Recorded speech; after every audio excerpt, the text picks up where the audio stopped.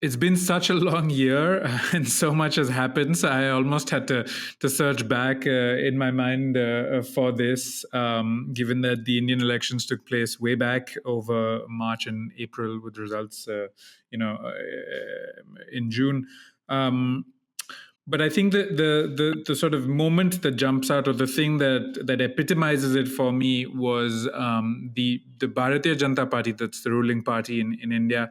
Its slogan of "Ab ki baar 400 par," which means this time we'll get more than 400 seats, which would have reflected more than a two-thirds majority victory. And would have given it a huge mandate going into a third term for Prime Minister Narendra Modi. In a sense, mea culpa, right? Like all of us bought into this. The expectation, by and large, was that that's what would happen in the elections in India. And what ended up taking place was that the BJP lost its majority, at least by itself, and had to rely on coalition partners for the first time in Modi's tenure as prime minister, in part because of that slogan, because there was a sense of overconfidence and a fear of what the BJP might do with such big numbers.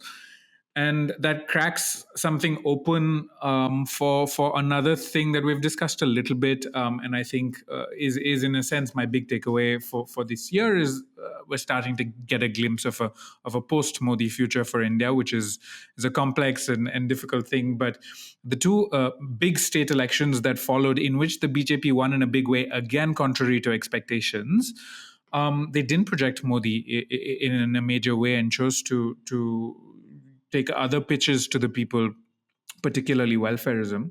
And all of that is just interesting, given that the expectation from me, as well as most others at the start of the year, was that we were looking at a huge right-wing victory, and deepening questions about India's democratic backsliding, as well as majoritarian trends, none of which are fully put to bed or anything like that. But there's just a bit more complexity, and also a sense of what might be coming afterwards, with the prime minister turning 75 next year.